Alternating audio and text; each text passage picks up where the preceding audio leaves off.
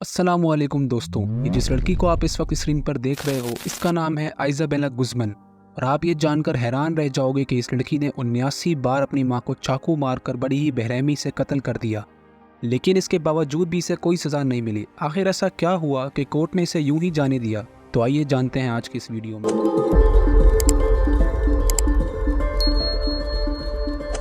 बात है साल 2020 की, जब आइज़ाबेला की वीडियोस दुनिया भर में वायरल हो रही थीं। वीडियो में आप देख सकते हो कि एक लड़की कैदी के कपड़े पहने और हाथों में हथकड़ी लगाए कोर्ट रूम में दाखिल होती है और कैमरा को देखकर कभी मुस्कुराती है तो कभी अजीब अजीब सा फेस बनाती है। ये ओरिजिनल वीडियो 7 साल पुरानी यानी 2013 की थी। लेकिन एक सवाल जो कि आपके माइंड में आ रहा होगा कि आखिर ये 7 साल पुरानी वीडियो 2020 में क्यों वायरल हुई? तो आपको ये बताता चलूँ कि इसके पीछे की वजह थी एवा मैक्स का एक सॉन्ग स्वीट बट साइको। ये सॉन्ग रिलीज़ हुआ था 2018 में और रिलीज़ होने के कुछ ही टाइम बाद ये सॉन्ग भी काफ़ी ज़्यादा वायरल हो गया था। ये सॉन्ग इसलिए वायरल नहीं हुआ था कि इसका नाम बहुत ज़्यादा कैची था, बल्कि ये अपने लिरिक्स की वजह से वायरल हुआ था। एक्चुअली इस गाने से ये मैसेज फैला कि पागल होना ठीक है, लेकिन तब तक जब तक आप स्वीट रह सको। लेकिन इस गाने को लोगों ने आइज़ाबेला से जोड़ना शुरू कर दिया। नवंबर 2020 में लोगों ने उसकी वीडियो के साथ टिकटॉक पर डुएट बनाना शुरू कर दिया। उसकी वीडियो को एडिट करके बैकग्राउंड में स्वीट बट साइको म्यूज़िक को लगाकर टिकटॉक पर अपलोड करने लगे और देखते ही देखते ये लड़की इंटरनेट पर छा गई। यहाँ तक कि लोगों ने सोशल मीडिया पर उसके नाम का फ़ैन पेज तक बना डाला। तो अब सवाल आता है कि ये लड़की आखिर है कौन और इसने ऐसा क्या क्राइम किया था? ये लड़की जिसका नाम है आइज़ाबेला गुज़मन 9 जून 1995 को पैदा हुई। ये अपनी माँ युनमी होए और फादर रॉबर्ट गुज़मन के साथ अमेरिका के एक शहर कोलोराडो में रहा करती थी। आइज़ाबेला की पैदाइश के बाद उसके पेरेंट्स एक साथ मिलकर अरोरा के टाउन सेंटर में एक पोर्ट्रेट स्टूडियो लेते हैं, जिसका नाम अपनी बेटी के नाम पर बेलास पोर्ट्रेट स्टूडियो रखते हैं। सब कुछ अच्छा चल रहा होता है कि साल 1999 में आइज़ाबेला के पेरेंट्स का कुछ पर्सनल इश्यूज़ की वजह से डाइवोर्स हो जाता है और उसके बाद आइज़ाबेला की कस्टडी उसकी माँ को मिल जाती है। युनमी होए और रॉबर्ट गुज़मन उसी स्टूडियो में एक साथ काम करते रहते हैं। अब पेरेंट्स की सेपरेशन के बाद आइज़ाबेला काफ़ी गुस्सैल और चिड़चिड़ी सी हो जाती है। ये गुस्सा नफरत में तब बदलता है जब तलाक के करीब 1 साल बाद युनमी होए ने रियान होए से शादी कर ली। इसके बाद आइज़ाबेला अपनी माँ और सौतेले बाप से और भी ज़्यादा झगड़ा करने लगती है, जिसे देखते हुए उसकी माँ उसे कुछ दिनों के लिए रॉबर्ट गुज़मन के पास भेज देती है।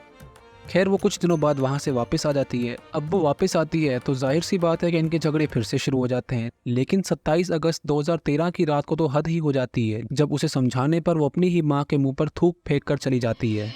खैर अगले दिन 28 अगस्त 2013 को जब युनमी होए अपना मोबाइल चेक करती है तो ये देखती है कि आइज़ाबेला ने उसे एक मेल भेजी हुई थी जिसमें लिखा हुआ था यू विल पे, जिसे देखकर वो इतना डर जाती है कि वो पुलिस को बुला लेती है। पुलिस वहां आकर उसे समझाती है और साथ ही धमकी भी देती है कि अगर उसने ऐसा दोबारा किया तो उसकी माँ उसे घर से निकाल देगी, क्योंकि अमेरिका के कानून के मुताबिक कोई भी माँ बाप अपने बच्चे को 18 साल की उम्र के बाद अपने घर से निकाल सकते हैं। अब इसके बाद पुलिस वहाँ से चली जाती है और आइज़ाबेला और उसकी माँ भी अपने अपने कमरों में चले जाते हैं।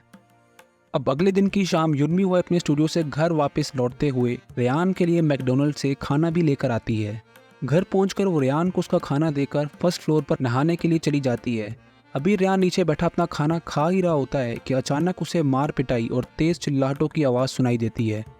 युनमी को मदद के लिए चिल्लाता हुआ सुनकर रेयान जल्दी से ऊपर भागता है और ऊपर पहुंचकर वो ये देखता है कि आइज़ाबेला और युनमी होए दोनों बाथरूम में मौजूद हैं और आइज़ाबेला के हाथ में एक तेज धार वाला चाकू उसने पकड़ रखा है।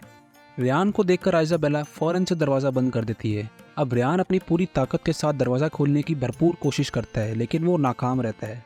इसके बाद वो नीचे जाकर पुलिस को कॉल करके जब वापस ऊपर पहुंचता है तो वो ये देखता है कि बाथरूम के गेट के नीचे से खून बहुत ही तेज़ी से बाहर आ रहा है। अब युनमी होए के मदद के लिए चिल्लाने की आवाज़ें भी काफ़ी कम हो जाती हैं और इसके बाद आखिरी लफ्ज़ जो युनमी होए ने बोला वो था जिहोवा। उसके बाद सब कुछ ही शांत सा हो जाता है। अब उसके बाद जब आइज़ाबेला ने बाथरूम का दरवाज़ा खोला तो आइज़ाबेला खून से भरी हुई बाहर निकली, जिसे देखकर रेयान को ये लगा कि अगला नंबर उसी का है, लेकिन आइज़ाबेला ने उसकी तरफ देखा तक नहीं और वो सीधी नीचे चली गई। अब जब तक रेयान बाथरूम के अंदर गया तब तक युनमी होए दम तोड़ चुकी थी। रात लगभग 10:16 पर अरोरा पुलिस वहां पर पहुंचती है और उससे कुछ देर बाद मेडिकल टीम भी वहां पहुंच जाती है। 28 अगस्त 2013 की रात 10:28 पर मेडिकल टीम युनमी को चेक करने के बाद उसे मुर्दा डिक्लेयर कर देती है। युनमी के चेहरे और गले पर मिलाकर टोटल 79 बार चाकुओं से हमला किया गया था। इस बाथरूम में एक बेसबॉल का बैट भी पड़ा हुआ था और ये कंफर्म था कि चाकू मारने से पहले या फिर चाकू मारने के बाद आइजाबेला ने इस बैट से भी अपनी मां के चेहरे पर हमला किया था। इसके बाद पुलिस ने आइजाबेला को ढूंढना शुरू किया, लेकिन उसका कुछ पता नहीं चल रहा था। पुलिस ने आइजाबेला के मोबाइल के थ्रू भी उसकी लोकेशन पता लगाने की कोशिश की, लेकिन उसका भी कोई फ़ायदा नहीं हुआ क्योंकि उसका मोबाइल स्विच ऑफ था।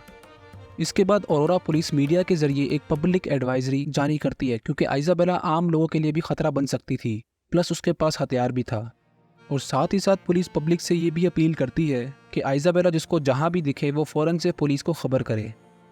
अब अगले ही दिन कुछ लोगों ने आइजाबेला को पार्किंग एरिया में देखकर पुलिस को टिप दे दी, जिसके बाद पुलिस ने वहां पहुंचकर उसे गिरफ्तार कर लिया। पुलिस ने उसके ऊपर फर्स्ट डिग्री मर्डर चार्जेस लगाए और फिर उसे जुडिशियल कस्टडी पर ऑरोरा सिटी जेल में भेज दिया गया।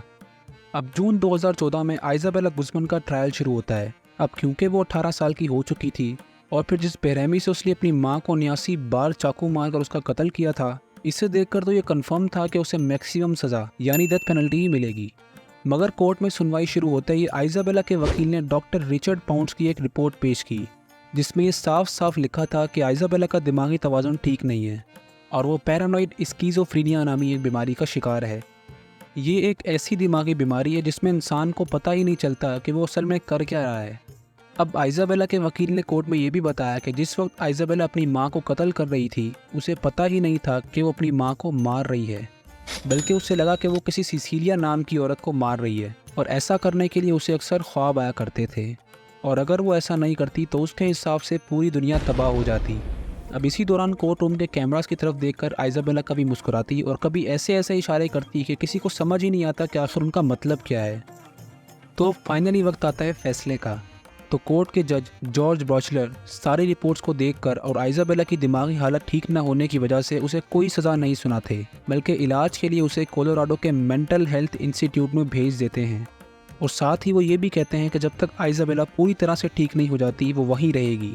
अब नवंबर 2020 में जब आइजाबेला 25 साल की थी तो उसने मीडिया को एक इंटरव्यू दिया और बताया कि जब उसने अपनी मां का कत्ल किया तब वो अपने होश में नहीं थी, लेकिन अब वो पूरी तरह से ठीक हो चुकी है, इसीलिए उसे इस मेंटल हेल्थ इंस्टीट्यूट से आज़ाद कर दिया जाए। I was not myself when I did that, and I have since been restored to full health. The fight with my mom was terrible, and I was injured in the process. I have the scars on my hands. I don't know if you can see or not. I'm not mentally ill anymore. I'm not a danger to myself or others. If I could change it or if I could take it back, I would. लेकिन इस interview के करीब 3 साल गुजर जाने के बाद भी आइजाबेला स्टिल कोलोराडो के उसी मेंटल हेल्थ इंस्टीट्यूट में मौजूद है। उम्मीद करता हूँ कि आपको आज की ये वीडियो ज़रूर पसंद आई होगी। तो फिर मिलते हैं अगली वीडियो में। अल्लाह हाफिज़।